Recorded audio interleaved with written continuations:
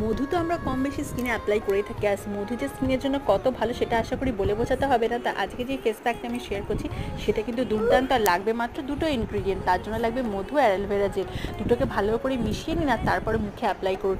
হালকা হাতে মাসাজ করুন 5 থেকে 7 মিনিট মতন।